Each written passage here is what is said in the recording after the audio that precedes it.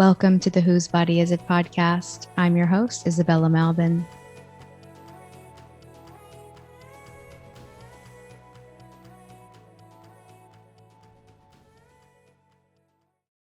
Today, I'm joined by Amie Ichikawa, one of the founders of WomanIIWoman, a nonprofit organization providing ReEntry Services, parole hearing prep, and advocacy for the safety and dignity of incarcerated women in California. Amie shares her eye-opening experience being incarcerated for 5 years and reintegrating back into society after enduring incredible amounts of abuse and harassment by correctional officers. She discusses the cultural differences between men and women's prisons, the numerous dangers of SB 132, also known as the Transgender Respect, Agency, and Dignity Act. Amie notes how her coercion to get vaccinated in prison is emblematic of the current global situation and encourages others to have one-on-one intimate conversations about these issues, not only for the sake of incarcerated women, but also for the protection of women everywhere against impending erasure and further dehumanization. If you are moved by Amie's story and the work that she is doing along with her co-founders at WomanIIWoman, you can make a financial donation. That link is in the show notes. Where does your story begin with, the journey that you're on now and the work that you're doing now? It starts very much like every other woman that I ran into during my incarceration with a man. I had a good job, benefits, a couple cars, I had my own place, and I just ran into somebody and automatically knew this was going to be a wild ride. And within 6 months, I was arrested and looking at life in prison. I think my first deal was like 25 to life. So I had never been arrested before. My dad was an active duty sheriff at the time of my arrest, which attributes greatly to my issues with authority. And being kind of a square, I always felt like I had to try a lot harder. I had to put in a lot more work in order to gain stripes in my head. It was very made up, but it made me push harder, be extra, go for the gusto. And I don't want to downplay it, but I was selling drugs. It was 2009. I was doing that on the side. Wasn't a full-time job.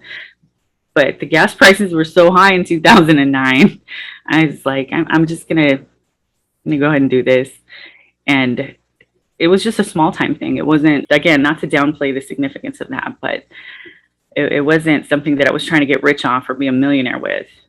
And it just snowballed. It turned into something very not what it started out as.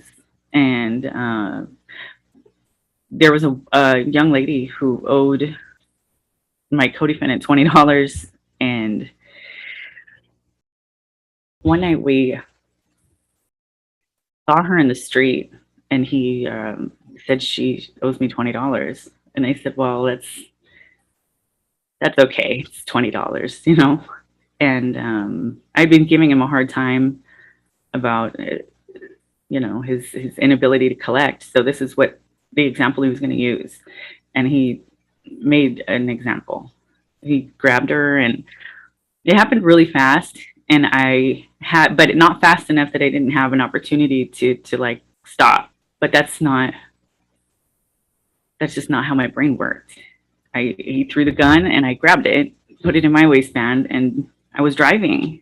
So at that point, it's kidnapping. When you grab somebody and throw them in your car, it's kidnapping. And I don't know how long we drove around for. It was like really late at night. And over the course of the evening, I didn't even know where we were because it was scary for me too. At one point, he was out of the car, and I told her, this is really scary. I don't know what's happening. Between you and I'll make sure you get home safe. I don't know what's going to happen, but I'm not going to let anything happen. You know, we're going to get home safely. So he gets back in the car and she's freaking out. And I knew in order to cover my tracks and make sure that there wasn't any inkling that I had, you know, done that contract with her, I had to punch her. So I cracked her and I felt so bad because she was really scared. It was a really scary situation. And, Wow. you know, I had never hit anybody before in my life. I wasn't a generally violent person. And this one night, changed everything. He took her out of the car and, you know, within seconds, I look in the rearview mirror and she's like on her knees, execution style. And what is happening? So I run out and the gun misfires. So that's when I was like, all right, this is it. Let's go home. Like, we're done. So she gets back in the car, take her home. Then he wasn't really satisfied. I was given the instructions, you know, go beat her up. So I'm like, oh man, are you kidding me? But at this point, I'm feeling that I'm in danger too. So I'm trying to explain to her, this is, you know, sorry. But I did have to beat her up. I didn't have to. I chose to. And then I dropped her off at home, which was just around the corner from his residence. So it was a nightmare, and I still haven't really processed how real that is, how that really happened.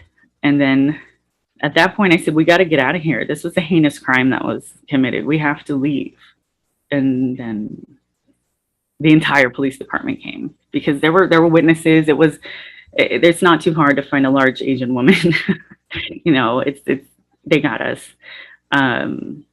And still, I wasn't processing any of it. I was still thinking, oh, it's just assault. It's just assault with a gun possession. This isn't, I have to go to work in the morning. I was totally not dealing with reality. I had no concept of the fact that this was way more than that. So I'm being questioned, we're being interrogated, and they're like, who is this guy? Because he said he doesn't know who you are. So no, this isn't happening. So my sense of reality is totally off at this point. They tell me you have to tell us what happened because this guy says he's never met you before. He doesn't know who you are. And I said, well, can we just deal with the issue at hand? Because I have to go to work in a few minutes. They're like, you're not going to work. You're never going home. You're not leaving. I couldn't wrap my mind around it. What do you mean? They said, these are your charges. And the list just kept getting longer and longer. And then they found a picture of my dad and I in my phone, and they recognized him. So that's when they got me. They said, is this your dad? Yeah. Well, you're not going to see him ever again. And I said, okay, what do you want? What do you want from me? So that's when I said, yeah, I beat this girl up. So I pretty much told him myself, and it was a wrap from there. As soon as my parents got an opportunity, well, not my parents, my dad got a chance to come up and see me. He said, how many episodes of Cops have we watched together? How many episodes of the first 48 have we watched together? What made you do that? And I was like, it was because they said I was never going to see you again. And how old were you? I was late bloomer. I had just turned 25. I think it was it was 4 days after my 25th birthday. So they were very curious too of why I would start such a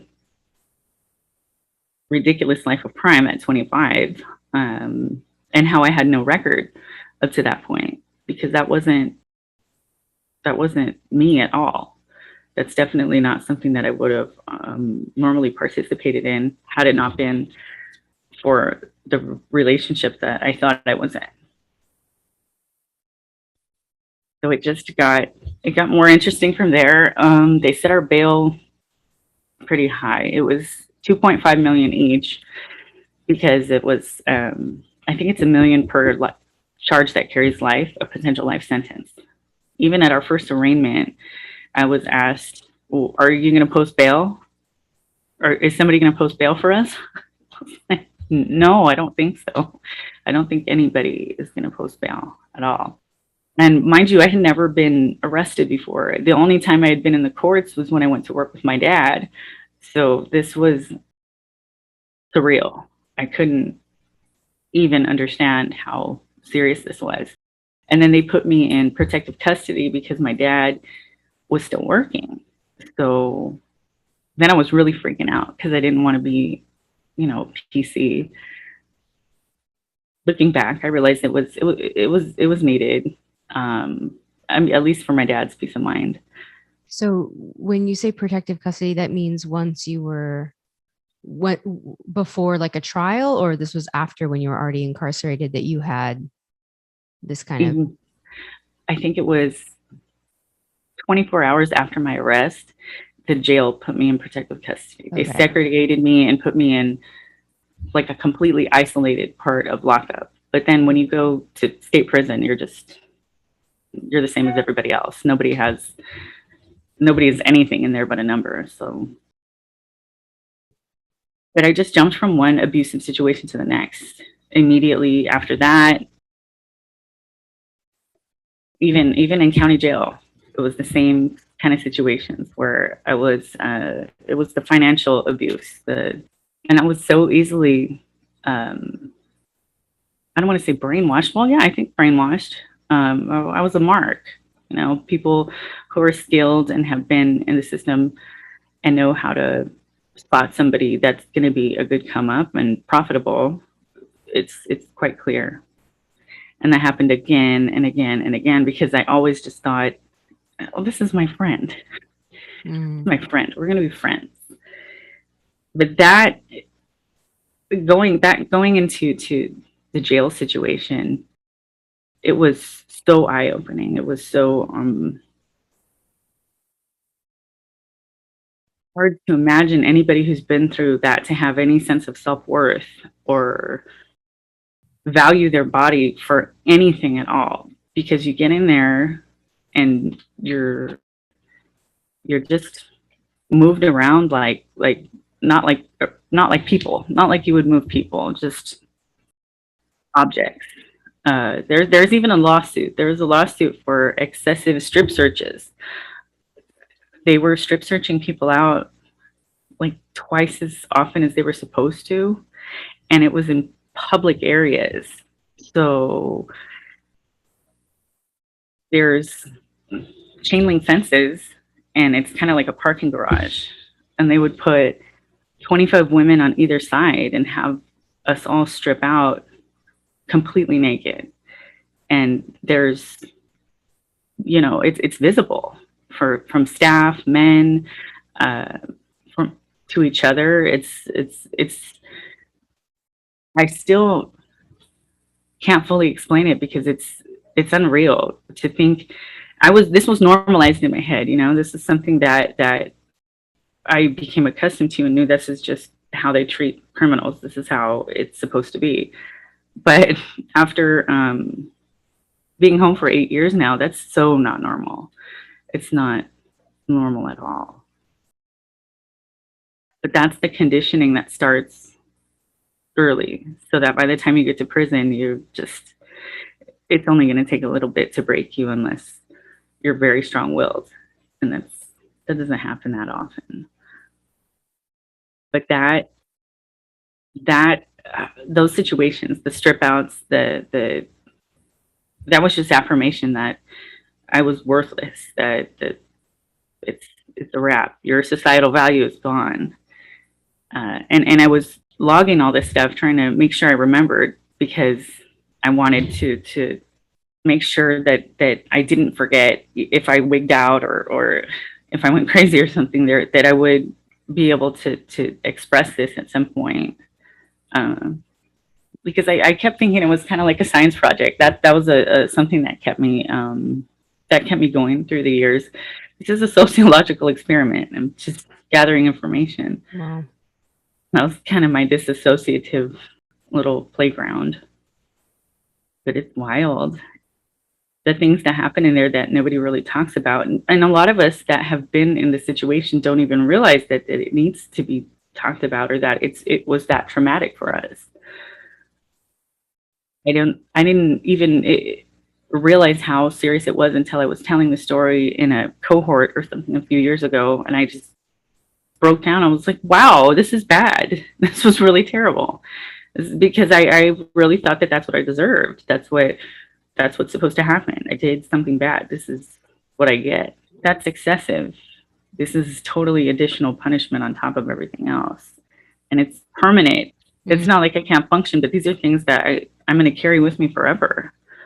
And I have to work on it daily to remind myself that's not okay, and that's not normal. And how many years were you in the California State Prison? Only 5. Only 5. So why do you say only 5? Only 5. 5 sounds, I mean, I guess compared to what the threat initially was, but 5 years in a state prison is, I don't know, it's significant in my eyes. Well, I felt, I still feel like I should have done more, you know. Everybody I know with a similar case is still there. And then all my partners, they did life and a half. That's why I knew when I came home, I felt this strange and alien after 5 years. What must it be like for somebody who's done 15, 20, 30? That's why I started this whole thing, is because I felt like I had to learn how to live on this planet all over again. I felt like I really came home as an alien. So I can't imagine how awkward and foreign everything must feel after an extended period of time. I mean, I went to Starbucks and I didn't know how to order a coffee because the list was so long. I just kind of wigged out, and I thought, oh, how am I going to prevent this from happening to other people? We got to get some life skills, coping tools, some partners, some buddies to make sure people are prepared for this, because that could potentially, it seems like something so minute, but that could throw somebody completely into a downward spiral, and it was just coffee. And cause them to re-enter. Is that what you mean? Right. Flip out, get high, go back. Because it's have you seen Shawshank Redemption? It's like when that little man gets out, and he just, there's no place for him out here. So, and there's so many people, so many women that have done a long time that are getting ready to come home, and it just feels like there's not a special place for them to be able to plug in, to have some thread of familiarity that keeps them sane, makes them feel comfortable, keeps them from running out of Starbucks because they can't order a coffee. It was so embarrassing. When I first came home, I went to Chipotle. Somebody took me to Chipotle and said, "You're going to love it here." And as soon as I walked in, there's stainless steel walls and there's stainless steel tables. Oh, wow. And I was like, I couldn't breathe because it felt like I was in line at the chow hall. And I said, what am I doing? I just left here. I couldn't breathe. I had to run out. And it wasn't funny. It was humiliating, you know? How long after, you said that you've been out for 8 years, is that right? So how long after did you start doing the work that you're doing? Like, what was the integration time? Did you start a family? You know, what was your life leading? What happened? As soon as I got out, I maintained relationships. I maintained contact with a lot of people. And I thought, this is just, you know, the promises I kept. I'll just continue to be a friend. To And I women would who have, were still, do you mean for women who were still incarcerated? So I that would be promised, like phone calls and writing letters and visits and stuff like that. financial support, Mhm. all the calls. If there was something that I had a friend whose mom died and there was nobody to tell her, so stuff like that. Um, and then I really thought I was going to hit the ground running and start a family and get married and start being a normal person. And I got into another another abusive relationship, and that consumed almost 5 years. So I think that was additional grooming for the part I'm playing now. It kind of stunted me for an additional 5 years. So I really feel like it was a 10-year sentence. Mm. Um, after after I broke free of that one, not too long after that, that's when SB 132 passed. And in addition to my regular letters and phone calls, I started getting like cries for help. Like, what's going to happen? There's men coming here. And are they serious? Is this what's happening? So I didn't, at first I approached it with caution, thinking maybe it was, maybe people were overreacting. Maybe let me do some research and figure out what's really going on. And I read the bill, and they were serious. The way it was written, it's so recklessly inclusive. I couldn't believe it. There's no limit basically as to who qualifies to use this. And I'm so late on the pickup. I didn't know how controversial women's rights are. I was thinking, I'm going to be able to walk into Dianne Feinstein's office, or, she's going to be very upset about this. And no, they weren't upset. They were sponsors and supporters of this progressive bill. But that's about as far as my research went. And I figured I was going to get full support from everybody in the community.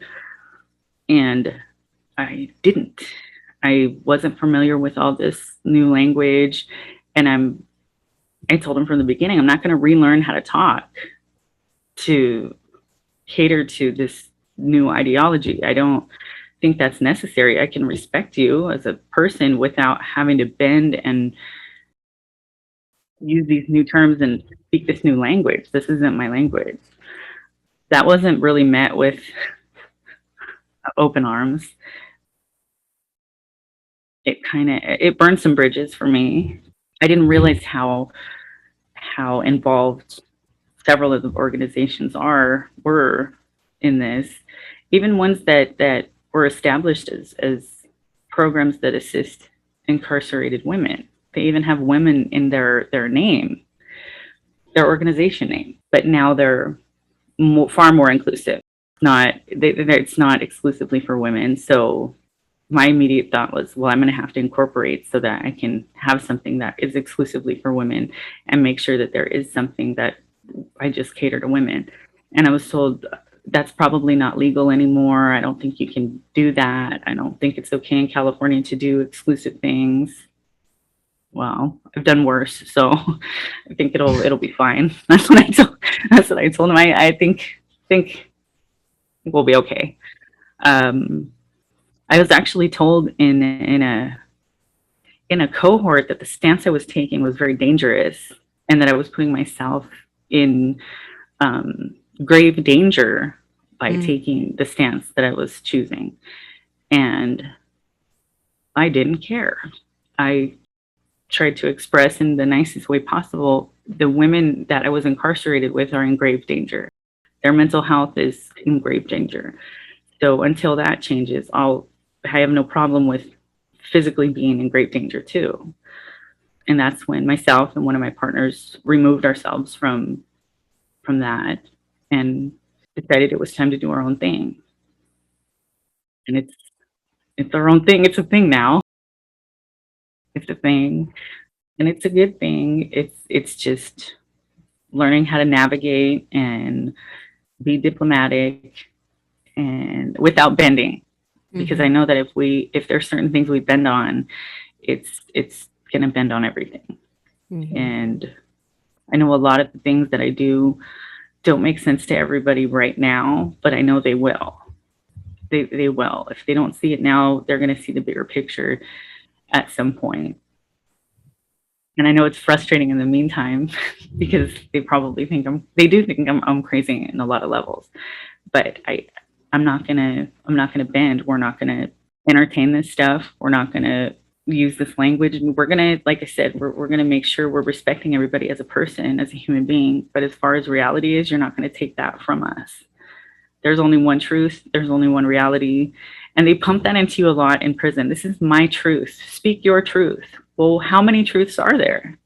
I don't think there's more than one. There's just one, because there's the truth. And then everything outside of that truth is a lie. So I'm going to stick with that.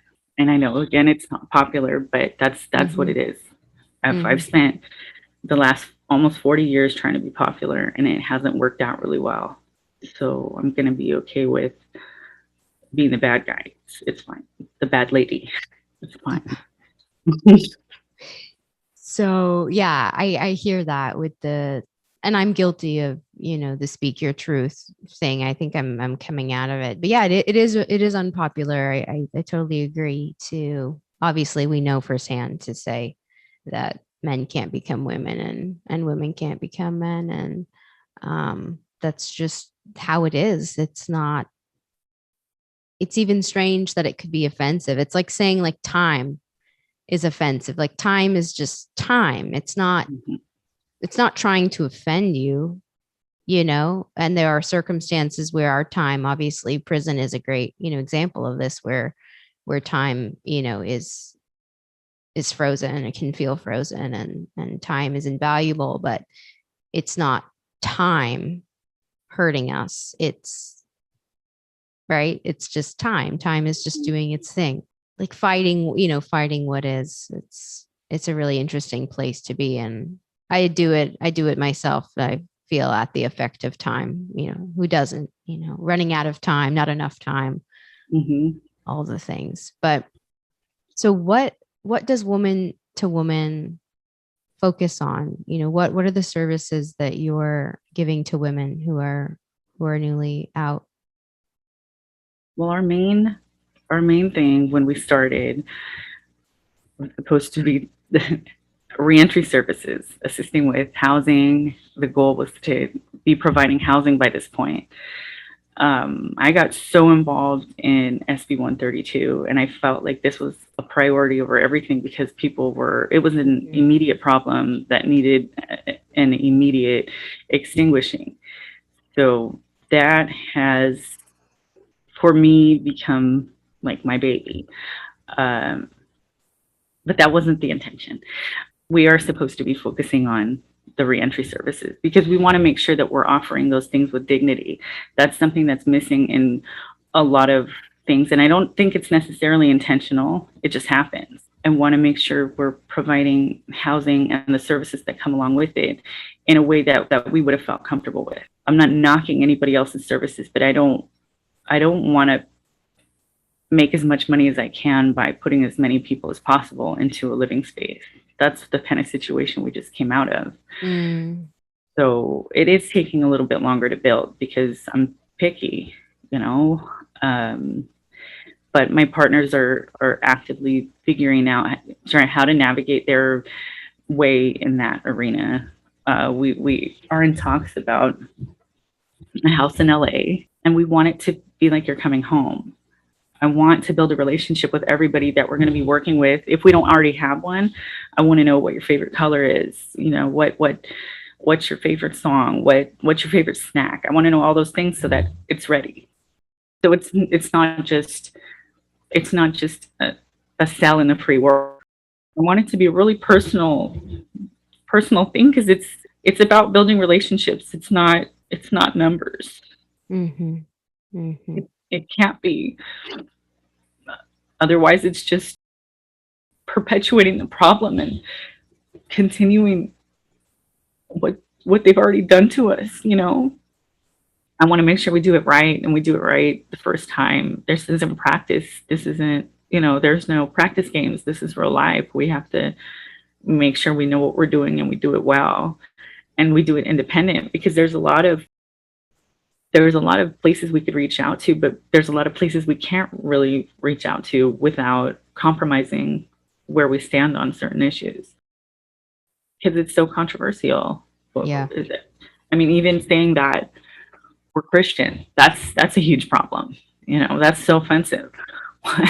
Okay, but it's not offensive to everybody. So those are the people we're going to focus on, and we got to have blinders on. I'm totally guilty of it. I'll get sidetracked so bad on one messed up article or one misquote, and I'll let it really get in my brain, and I can't.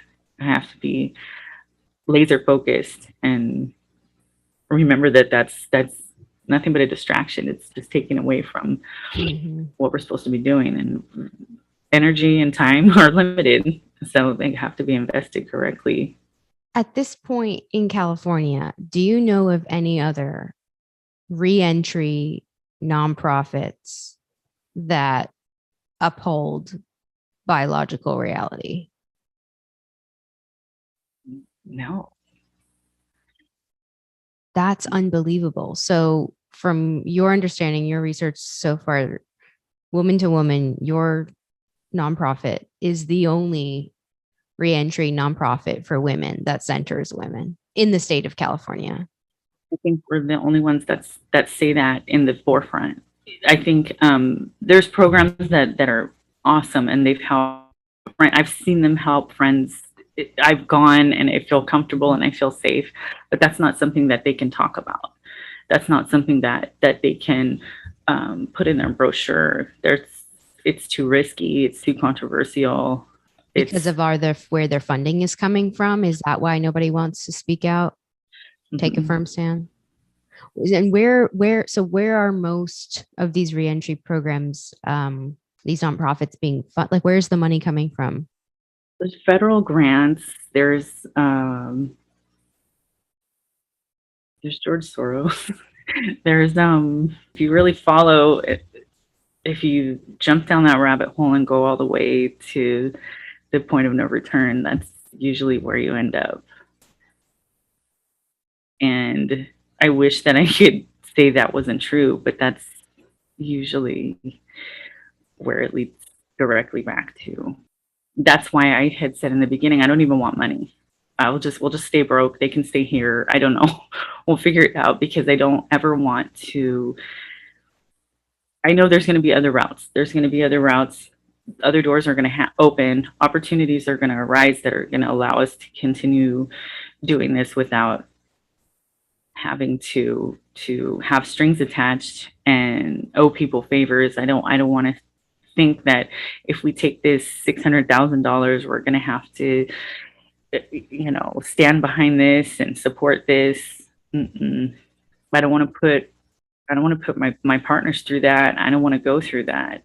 I don't want to compromise. Yeah, compromise your values. No, we've compromised so much already. We've compromised for years, forever, in relationships and during incarceration, everything.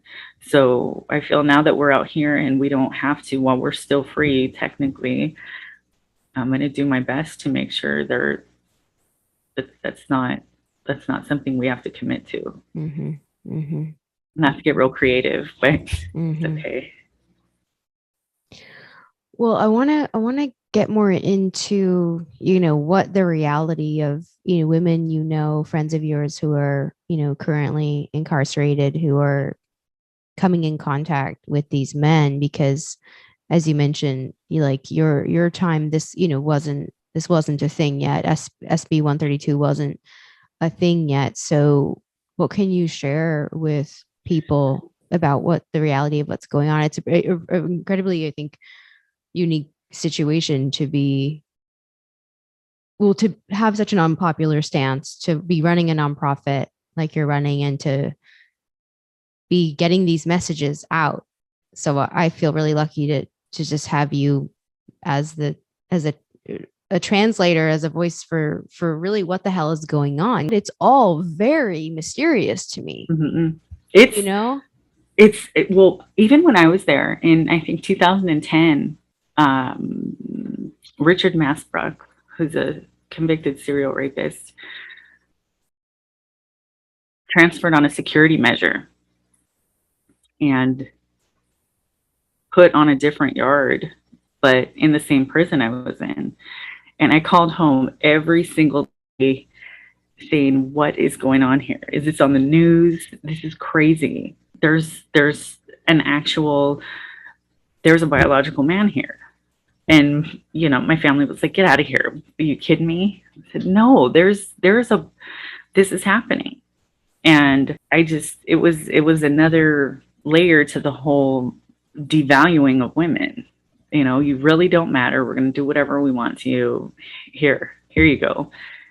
So upon integration, they put Cherie in a single cell. And you have to remember, in the world's largest prison in the world, in Chowchilla, it's an 8-person cell.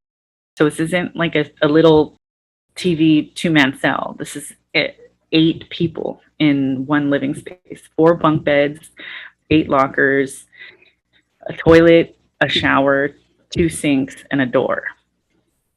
And it's cramped. It's cramped with, even you could have, you know, the tiniest of all women in there, and it's still cramped. You're allowed 6 square feet of property at any given time.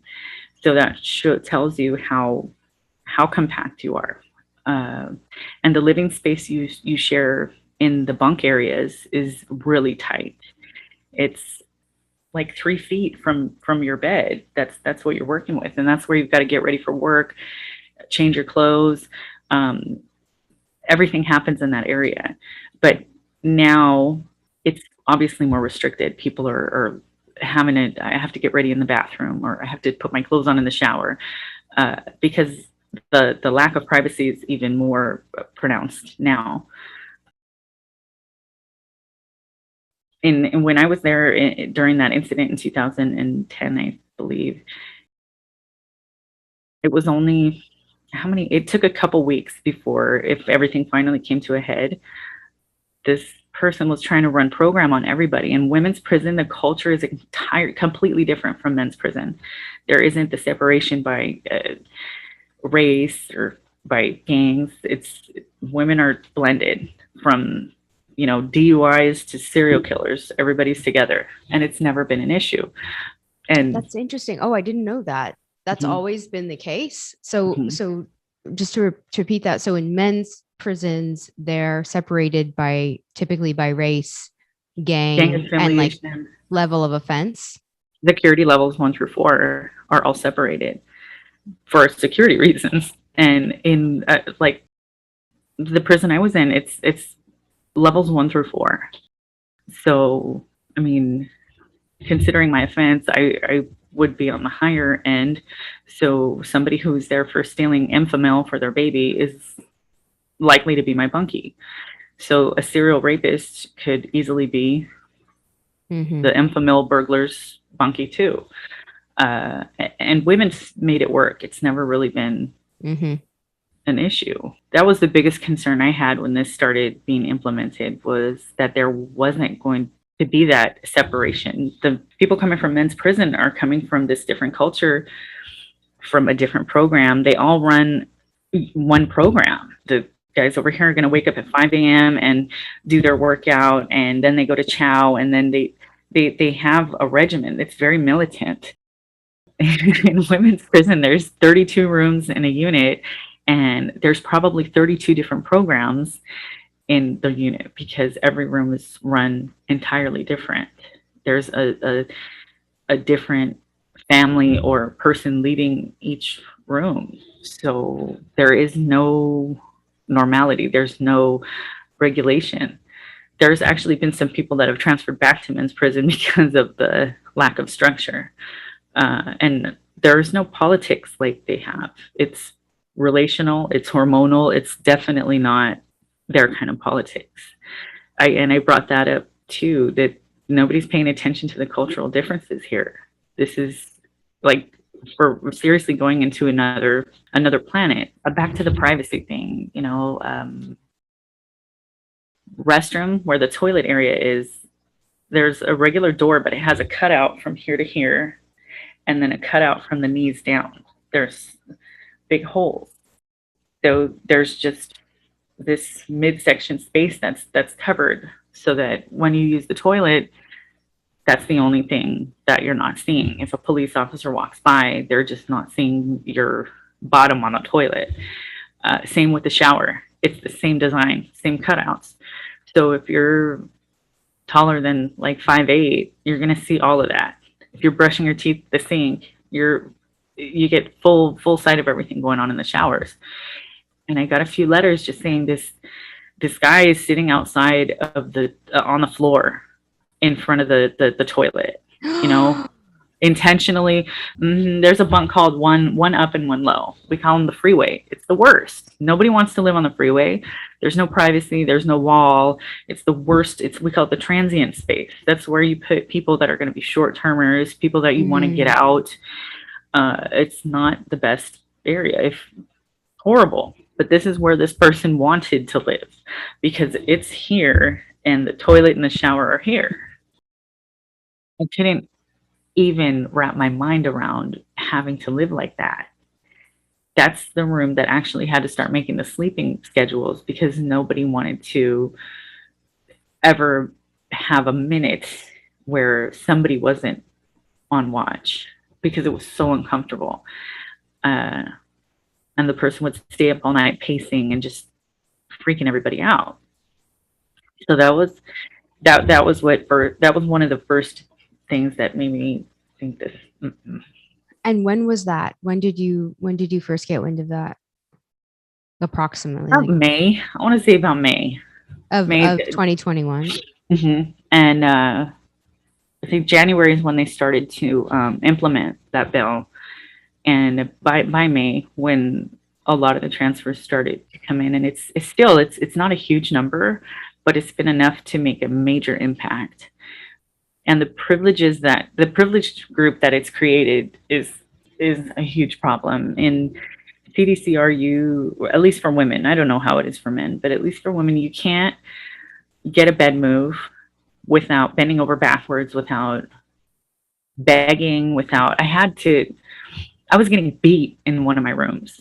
And in order to get out of that room, I had to like have another long-termer, a very long-termer, well-respected long-termer talk to the housing staff in her unit to pull me out of that unit.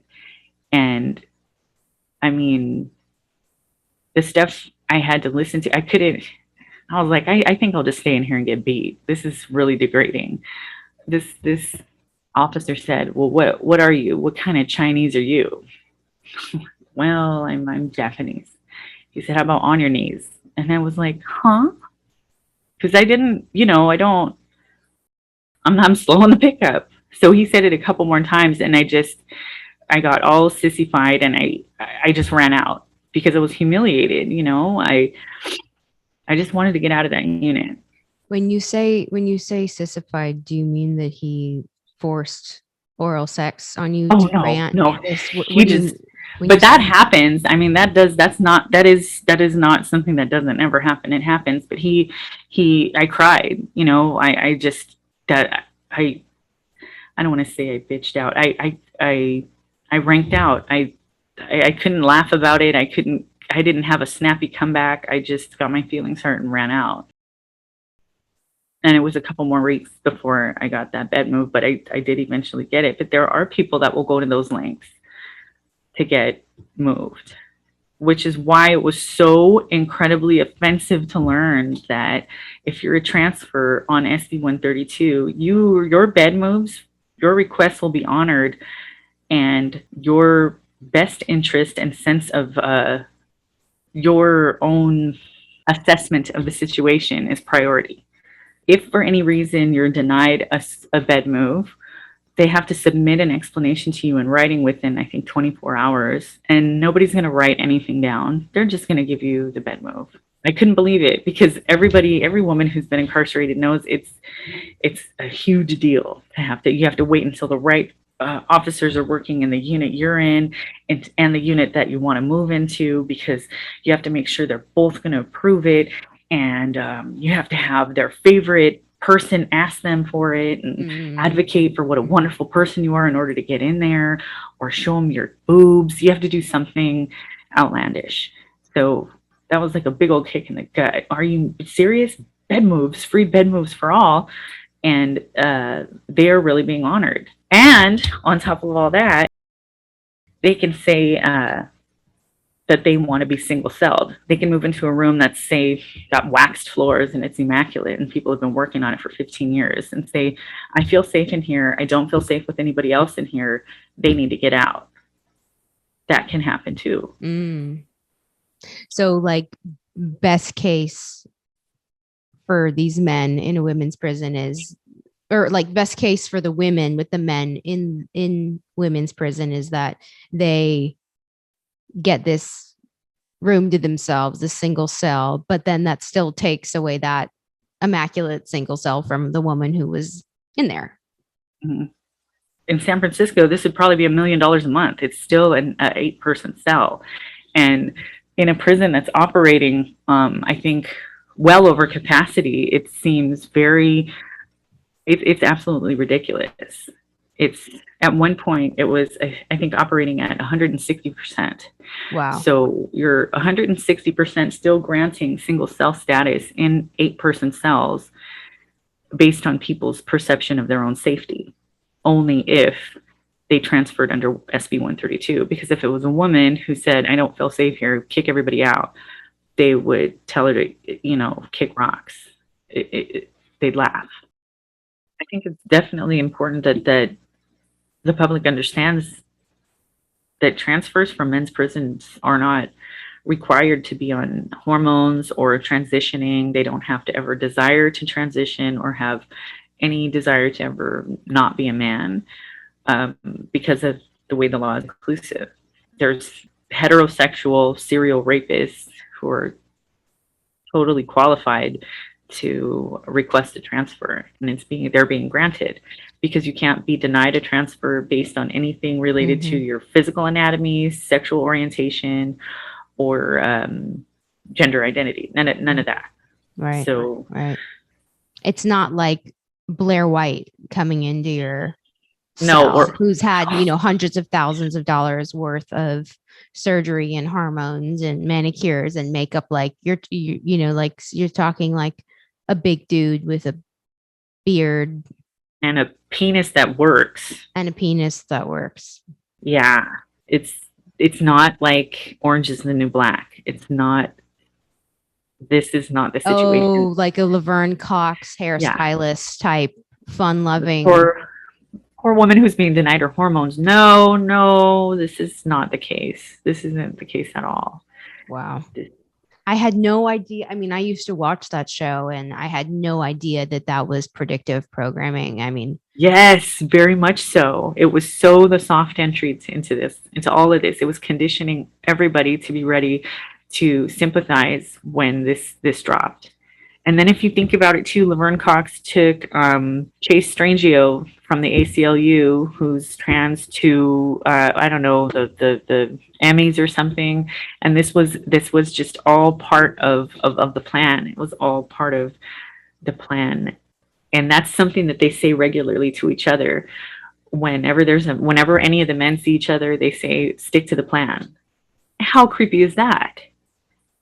We don't know what the plan is, and it doesn't even matter if the plan is just, to make sure you put your jelly on your bread before your peanut butter, but it's scary. You mean the prison guards say this to one another? The transfers. The male transfers say, stick to the plan. Mm-hmm. And I have no idea what that means. Nobody does. Oh my God. Right? That's why I have to focus on getting as many people out and making sure there's a place for them, and kind of shift gears, because I can't necessarily make it better in there, but we can start pulling them out. Yeah. And then to make things even more interesting, if you're non-binary and you're a woman in women's prison, this law is supposed to include you as well.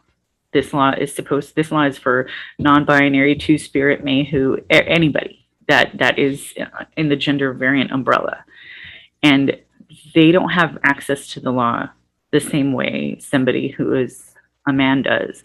If you're a woman who identifies as a man, you're not going to get to use the benefits of this law the same way a man does. They're going to continue to give you a hard time because, well, essentially you're a woman. So I really wanted to point that out too to the lawmakers. This is not a law that benefits anyone but men. This is a man's empowerment law. But the name, it's slick. It's disguised so well to think, and then also the way it's worded, you would think that this sector of people are being denied of respect, agency, and dignity, but that's not the case. No one has that. It's not like it's not something that their life is missing because of their status. Nobody has that. So it was, they knew what they were doing when they wrote it. There's no way that it was an innocent mistake. This was completely intentional. I wish somebody would come along and prove me different, but they can't. Wow. And what is the official name of the bill? I only know it as SB 132. What is the slick name that they chose? It's the Transgender Respect, Agency, and Dignity Act. So you hear that, right? Wow. Right? The way it is implemented, this is a man's law. This is for men. And there's two kinds of people in prison, and they both got to be able to benefit from laws that are created. That's why I don't understand how there's like female legislators, women who were able to read this. I'm sure they didn't just vote aye and not read it first. They had to have read it. They had to have read it. I would think that'd be a requirement before you vote on things. But this took place all during that weird lockdown period where nobody was really paying attention to anything. Yeah. So maybe they didn't read it, but. Wow. That's unbelievable. I had no idea. Yeah. I didn't know the name. I didn't know. Wow. And that's some organizations, they don't even refer to it as that because they are now starting to understand that's not the get down. That's not what it is. So some people will now say the implementation of SB 132 because it is misnamed. Yeah. They really try to capture you with the language. Mm-hmm. Right. If this is a law about respect and you're opposing it, then you must be disrespectful. You know, yeah. It's so messed up. You know, obviously we are, you know, you're sharing all this and you're on my channel because we see, you know, eye to eye on, you know, protecting women and girls. But, you know, I also wanted to talk about, since we are in this other crisis, you know, with mandated vaccines and whatnot, I wanted to kind of hear maybe your peak vaccine story as another freedom lover over in California. Well, it was 2009. Remember the swine flu? The H1N1. Dun, dun, dun. I was in prison and I was new, and there was an outbreak. There was an outbreak in receiving because they were continuing to transfer people that were sick. And I was like, it's a flu. Well, nobody's going to die. I wasn't thinking that this was all part of the plan, you know? And they said we were going to get vaccinated.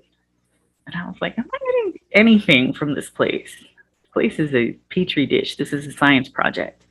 And my housing staff said, if you don't get it, you're going to get a write-up for refusing.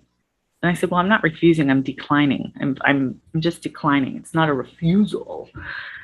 And he said, well, you better get in line or else you're going to get a write-up.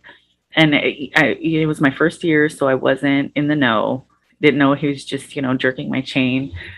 He's been fired since. And I got in line. I was actually, I think, in line with one of the partners, I think, was maybe a couple people behind me. And we got vaccinated. And there's a lot of us who've had like serious fertility issues since. There's some girls that were in line that have had, you know, 3-4 kids since then, but not me and not my partner. I can't say for sure that it has anything to do with that, but I wouldn't be surprised. That's when I knew that was good. I've never really been, I'm not an anti-vaxxer per se. I mean, I have all my other shots, but this, I'm not going to participate in something that's being forced by the government. Because in my experience, there's nothing that the government's ever forced on the people that has been beneficial to the people. And I don't know why everybody forgot about the fact that they don't like us. They're not our friend. They don't want to do nice things for you or give us free stuff because they love us and want what's best for us. These are not nice people that are, trying to do the greater good for the nation. This isn't it. I'm good. I mean, we've read so much stuff on it, and that makes everything, there's too many questions for me that are unanswered. And once they are answered, I'm even more straight on it. I don't know how to explain fully to people everything they've ever forced upon us. Tuskegee was not that long ago. It was just a few years ago. Wake up. I mean, if they really cared, then other stuff would be free too. They'd be, airdropping insulin everywhere. This would be something that they did regularly with vitamin D and orange juice, and that's not what they're doing. This is something else. This is an exercise in compliance. And I think that it has to take somebody who's really aware or somebody who's been incarcerated to know that it all starts with compliance. This is how they break you. This is how they know how far they can push you before they just push you in the oven.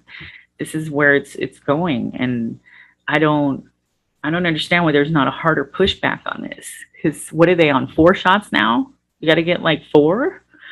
So I mean, eventually you're gonna have to get one before you leave your house. You cannot go in the grocery store. You haven't had your morning, booster compliance shot.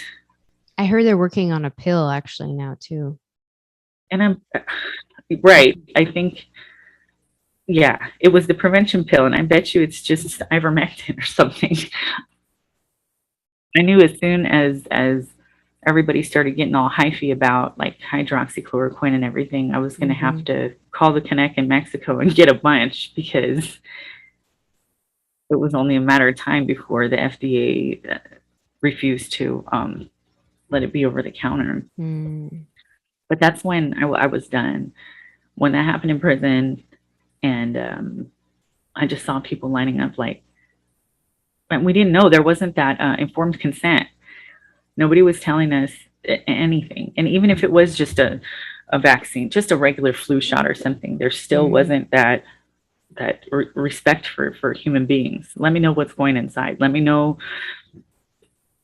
I don't know if this is excessive, but it's so rapey. It's such a volatile. It's violating us, and it's not. I'm never going to be okay with that. I'm never going to be okay with it at all. And I see people doing it to their babies and kids. I don't get it. I don't get it. Well, speaking of, you mentioned rape and like the rape culture around, what's going on with the mandated, vaccines. I think it was in a reel you shared where you had said that there are condom dispensers now in women's prisons. Can you speak on that? Yeah.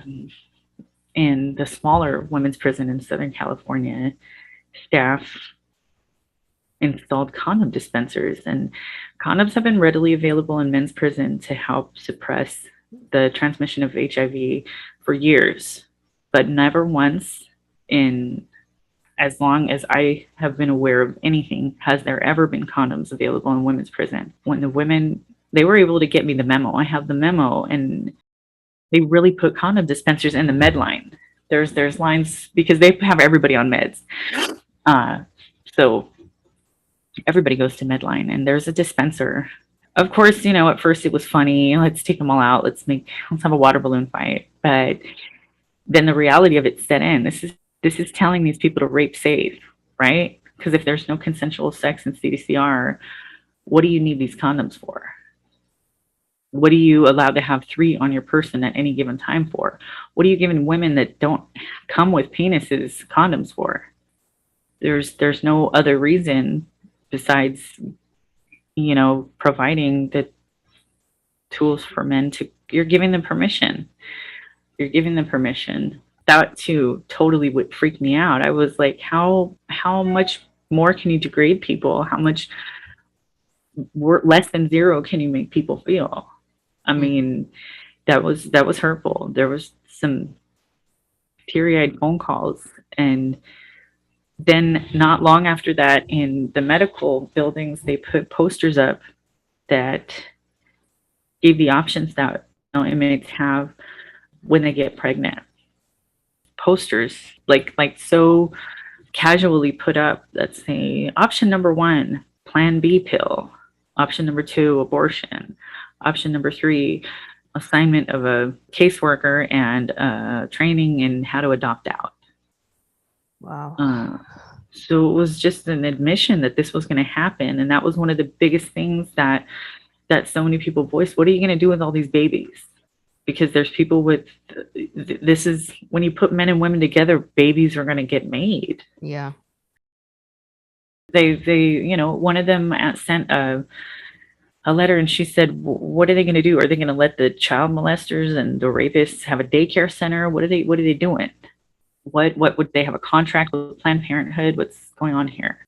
And it's again, it's treating women as less than human. It's chattel. It's some form of currency. It's not, this is so much deeper than it seems. It's 100% part of the whole erasure of women, just us, even in words, in language, in everything. And they do a great job of it as soon as we get there. We wear the same clothes, all inmates, male, female, whatever. You're all wearing the same thing. You're all a number. You're nothing. So it's all part of this process, all part of this science experiment. And I know once they perfected it in there, that's when it's really going to get scary out here. That's when they're going to know this is how far we can push before it's nobody cares, and they just let it happen.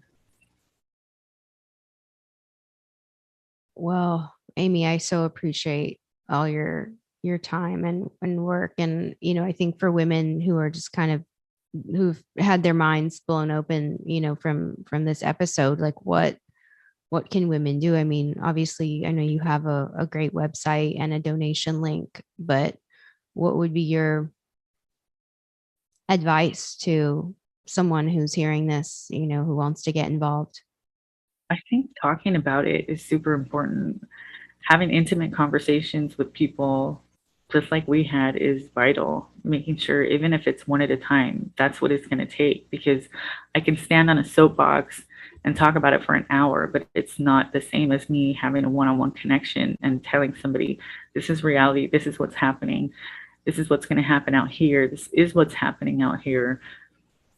And we have to educate each other, because I think the reason why it was able to slide by under the radar is because nobody knows. So awareness is vital. There's people still that have no idea this is going on. Or, the people still that'll be like, well, where's the facts? Where's the statistics? Help me make some statistics. I have there's a whole process we have to go through in order to get the statistics, scientific one, out of CDCR, so that we can have our numbers.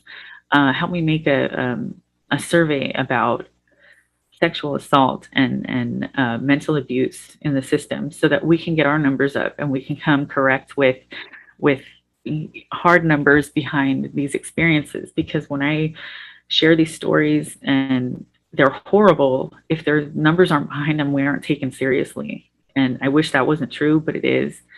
And I need to do that in great proportions. I need like 4,000 surveys sent out so we can get some good stuff to be able to competitively do this, because this is a war. This is just one of many battles that we're going to fight. And I think for people to recognize, women to recognize that this is war. This is seriously war against women, to stop Stop thinking that it's not going to happen in your lifetime or your generation. It's happening now. And this is the battle for our existence. We keep talking. That's what's going to take for us to keep talking. Keep talking, because eventually they're going to have to hear us. And if enough of us continue to talk, there's going to be no way to block it out anymore, because it's going to be coming from everywhere. Yeah. Do you feel like in this past year there's been a shift? Do you think that consciousness is raising on this issue? Slowly, I think so. Or not even slowly. I think it's happening in the right time, because I'm not patient. I'm very impatient, but I know that it's not on my timeline. It's in the right timeline, and I think it's building momentum, and it's just going to happen, and we're going to blow the lid off right at that peak time when it's going to be the most effective.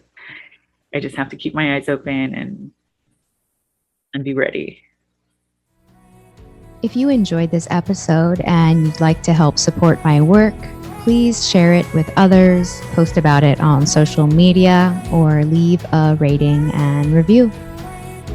To stay in the loop for my latest coaching programs, hypnosis sessions, free resource guides, and more, follow me on Instagram at whosebodyisit and visit my website, whosebodyisit.com.